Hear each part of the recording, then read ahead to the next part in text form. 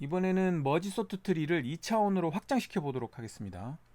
앞에서 봤던 머지 소트 트리는 1차원 배열이 주어지고 특정 구간 안에서 x1보다 크거나 같고 x2보다 작거나 같은 값의 개수를 센다던가 k번째 값을 찾는다던가 하는 일들을 할 수 있었어요. 지금부터 설명할 2차원으로 확장한 머지 소트 트리는 2차원 평면상에 이런 점들이 주어지고 특정 사각형 안에 있는 점들의 개수가 몇 개 있는지 세는 일을 하게 됩니다. 앞에서 봤던 1차원 형태에 대한 머지 소트 트리도 사실은 2차원으로 표현을 할 수가 있습니다. 1차원으로 이렇게 값이 주어졌을 때 x축을 이 배열의 인덱스로 취급을 하고 각 배열의 그 인덱스에 들어있는 값들을 y축에 표현을 하게 되면 이렇게 2차원 평면상의 점으로 표현을 할 수가 있게 되죠. 여기서 레프트와 라이트 구간, 그러니까 여기가 레프트가 될 거고 여기가 라이트가 될 거고요. 인덱스가 레프트에서 라이트 구간 안에 있고 값이 x1에서 x2 범위에 있는 이 사각형이 나오게 되겠죠. 이 사각형 안에 점이 몇 개나 찍히는지로 다시 해석을 할 수가 있게 되는 거죠. 1차원 배열이 주어졌지만 이 1차원 배열에서 인덱스를 x축으로 놓고 값을 y축으로 놓게 되면 사실은 이 1차원 배열을 2차원 배열로 취급을 할 수가 있게 되는 겁니다. 그리고 저 카운트 함수는 2차원 평면 안에서 특정 사각형 안에 점이 몇 개나 찍혀 있는지를 세는 거하고 동일한 일을 하게 되는 거죠. 그런데 이 1차원 배열을 2차원으로 매핑한 형태하고 실제 2차원 평면상의 점들을 취급하는 거하고는 약간의 차이가 있어요. 그 차이가 무엇인지를 살펴보고 그 갭을 메꾸기만 하면 우리는 앞에서 봤던 1차원 배열에 대한 머지 소트 트리를 2차원으로 확장할 수 있게 되는 겁니다. 앞에서 봤던 1차원 배열을 2차원으로 확장했을 때는 없는 특성이 있어요. 나타나지 않는 특성이 있어요. 뭐냐면은 모든 점들은 유니크한 x좌표를 갖게 돼요. 그러니까 하나의 x좌표를 공유하는 두 개 이상의 점이 없는 거죠. 그런 특성이 있죠. 그렇지만 실제 2차원 평면에서는 그런 점들이 충분히 나올 수 있죠. 여기처럼 이렇게 같은 x좌표를 갖는 값들이 얼마든지 나올 수 있습니다. 그 다음에 1차원 평면을 취급할 때 인덱스를 x축으로 놨을 때는 인덱스가 옆으로 촘촘하게 한 칸씩 붙어 있기 때문에 인덱스가 그렇게 멀리 가지 않죠. 배열의 크기가 무한히 넓을 수 없으니까. 하지만 실제 x좌표는 굉장히 넓을 수가 있죠. 인티저 범위라고 하면 뭐 10의 9승을 넘어갈 테니까요. 그죠? 또 64비트 인티저인 경우는 10의 18승도 넘어가고 그럴 거잖아요. 그러니까 너무 넓은 범위를 커버하게 되는 거죠. 그래서 이 두 가지 문제를 해결해야만 우리는 1차원 배열에서 취급했던 머지소트 트리 알고리즘을 2차원으로 확장할 수 있게 되는 겁니다. 지금부터 이 문제를 어떻게 해결할 것인지에 대해서 살펴보도록 하겠습니다. 1번과 2번을 동시에 해결할 수 있는 방법이 있습니다. 먼저 이 각 점들을 x좌표와 y좌표의 쌍으로 이렇게 묶어 놓습니다. 지금은 논리적으로 x와 y를 이렇게 분리해 놨는데 최종적으로는 분리를 해서 관리하는 게 좀 더 쉽습니다. 하지만 일단 어쨌든 이렇게 쌍으로 묶여 가지고 관리되고 있다고 생각을 해보죠. 이렇게 묶은 다음에 이 점들을 정렬을 해버려요. x값으로 먼저 비교를 하고 x값이 같을 때는 y값으로 비교를 해서 정렬을 쭉 하는 겁니다. 그러면은 정렬된 형태에서 x축만 떼온 거예요. 실제로는 x와 y가 묶어서 정렬이 돼 있는데 정렬된 형태에서 x값만 따로 쭉 떼는 겁니다. 그랬을 때 맨 왼쪽부터 x값은 1, 여기가 2, 그 다음에 여기가 4, 4, 1, 2, 4, 4. 왜냐면은 x값이 같을 때는 y값으로 정렬했는데 어쨌든 x값만 떼왔으니까 4, 4가 될 거고요. 그 다음에 여기 7, 그리고 여기 11, 11, 11 3개가 있네요. 그렇죠? 그 다음에 14, 14, 그리고 15, 17, 17, 19. 그죠? 이렇게 정렬을 하는 거죠. 어차피 이것도 어떤 배열에 들어있을 거잖아요. 이 배열에 대해서 각각 인덱스가 있을 테니까 다시 이 x 좌표들을 모아놓은 배열에 대해서 거기에 있는 인덱스 값들을 x축으로 하는 새로운 좌표계를 만드는 겁니다. 거기에다가 점들 하나씩 다시 매핑하는 거예요. 맨 처음에 있는 x0, y0는 어떻게 되냐면 0, y0가 되는 거죠. 0번 인덱스에 있는 x값을 가지면서 x값은 y는 y0가 되는 거죠. 그 다음 점은 1번째에 있는 x값, 그러니까 2를 가지면서 y1, y는 y1 값을 갖게 되는 거죠. 이런 식으로 x축을 정렬된 x값에 대한 인덱스로 치환을 해버리는 겁니다. 그렇게 되면 1차원 배열에 들어있던 값을 2차원 평면에 매핑한 거하고 똑같은 형태가 돼버린 거예요. 그러니까 앞에서 봤던 이 1차원 형태에서 결국 여기에 들어있는 값들은 y값이 되는 거고, 여기에 인덱스라고 돼 있던 부분들은 실제로 그 인덱스에 가보면은 진짜 x값이 들어있는 거예요. 배열이 하나 더 있는 거죠. 그러니까 아까 거기에 굳이 매핑을 하자면은 얘네들은 y값이 되는 거고, 얘네들이 가리키는 x값이 어딘가에 따로 있는 거죠. 이렇게 x값이 따로 있어서 이 인덱스 위치에 가면 x값이 또 들어있는 거예요. 그러니까 x와 y를 쌍으로 묶어서 각 점들을 정렬을 한 다음에 정렬된 그 점들에 대해서 번호를 붙인 거예요. 번호를 0번, 1번, 2번, 3번 이렇게 번호를 붙였을 때, 그 번호를 붙였을 때 정렬된 형태의 인덱스, 그 인덱스를 x축으로 다시 매핑한 좌표계에다가 이 점을 다시 1대1로 매칭을 시키는 거죠. 그렇게 되면 결국에는 1차원 형태하고 똑같은 형태가 돼버린 거예요.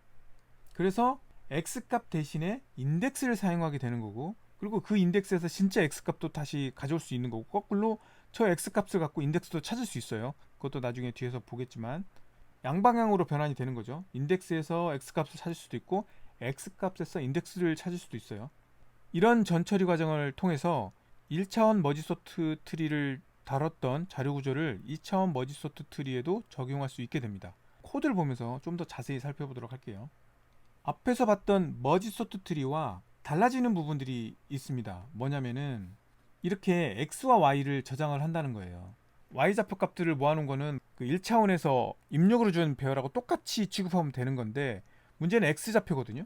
x좌표는 별도로 갖고 있어야 돼요. 왜냐면은 인덱스를 가지고 x값으로 변환할 수도 있어야 되고, 또 x좌표를 가지고 인덱스로도 변환할 수 있어야 되거든요. 그래서 x좌표도 별도로 하나 갖고 있는 거예요. 그러면 나머지 코드들은 거의 비슷한데 뭘 봐야 되냐면은 맨 처음 진입할 때를 좀 유심히 봐야 돼요. 2차원 포인트 배열을 받아서 머지 소트 트리를 만들게 되는데, 그 과정에서 전처리 과정이 필요하다는 겁니다. 먼저 트리 크기와 트리가 들어갈 공간을 확보하는 거는 뭐 앞에 거하고 코드가 똑같고요. 그 다음에 x좌표하고 y좌표를 최종적으로 저장을 할 거니까 주어진 크기대로 메모리를 할당하면 되는 거고요. 그 다음에 여기가 이제 중요한 건데, 앞에서 말한 것처럼 먼저 x좌표를 기준으로 정렬을 해야 된다고 했어요. 이 점들을 쌍으로 묶어서. 그래서 이 점들을 먼저 정렬을 하는 겁니다. 정렬을 하기 위해서 어떤 임시 변수에다가 입력으로 주어진 이 배열을 다 복사를 해놓고요. 이 코드가 메모리를 할당하면서 복사까지 하는 코드예요. 그러니까 별도의 메모리 공간에다가 이 포인트를 복사해놨다, 이렇게 보시면 되고요. 새로 생성한 배열 이름이 PTS다, 이렇게 보시면 됩니다.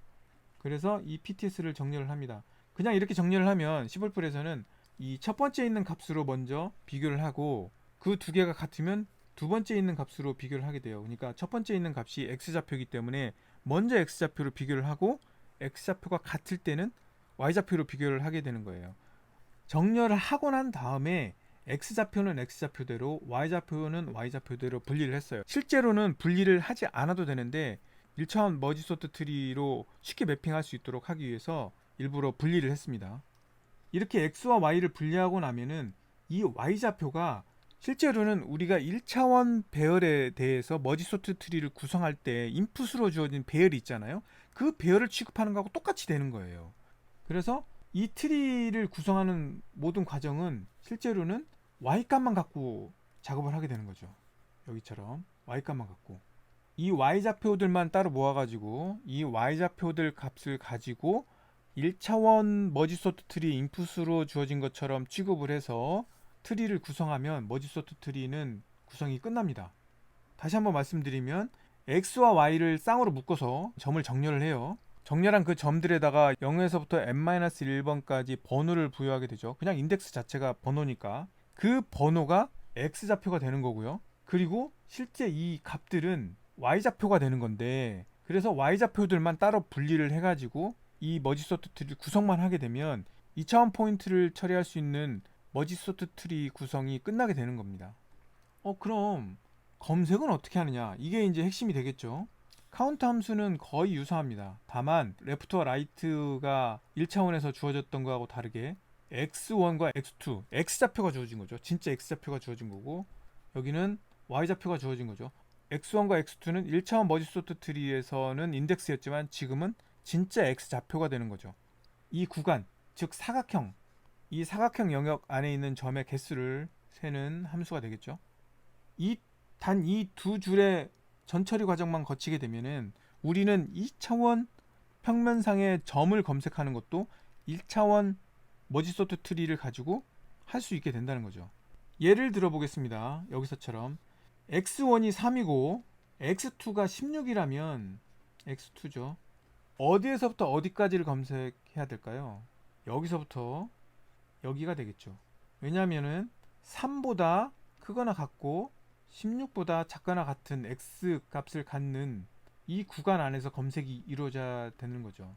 x1보다 크거나 같은 첫 번째 값을 찾으면 거기가 이 x축을 인덱스로 놨을 때의 평면에서 레프트에 해당하는 값이 나오겠죠. 그러니까 x1에 해당되는 그 인덱스 값이 나올 겁니다. 왜냐하면 정확하게 3으로 일치하는 것도 있을 수 있겠지만 3보다 큰 숫자일 수 있거든요. 지금처럼 3이 없잖아요. 그러면은 3보다 큰 첫 번째 숫자가 나와야 되잖아요. 4부터 검색을 하면 되는 거죠. 근데 3이 있었다 그러면 x좌표가 3인 곳부터 검색을 하면 되는 거죠. 그러니까 x1보다는 크거나 같은 첫 번째 값, 그 값이 있는 위치, 그 인덱스부터 시작해서 x2보다 큰 값 앞에까지, 큰 값 앞에까지죠.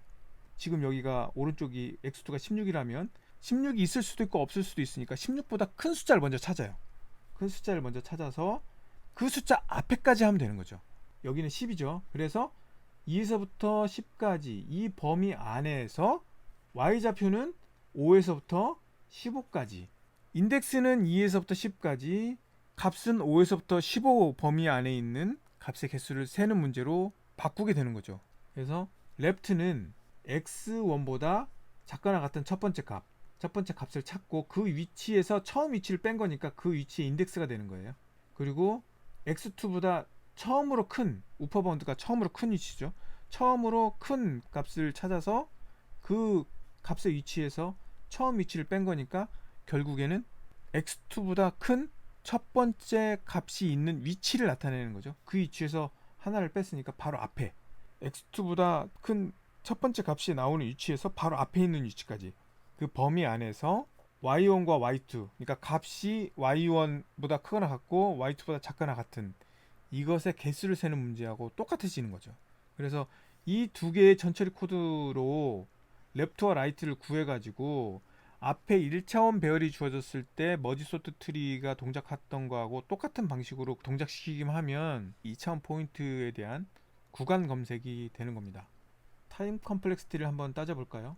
생성하는 것의 타임 컴플렉시티는 여기서 정렬을 했으니까 n 로그 n이 될 거고, 그리고 이 트리를 구성하는 과정 자체도 n 로그 n이거든요. 근데 이게 분리된 n 로그 n이니까 결국엔 전체 타임 컴플렉시티는 O(n) 로그 n이 되겠죠.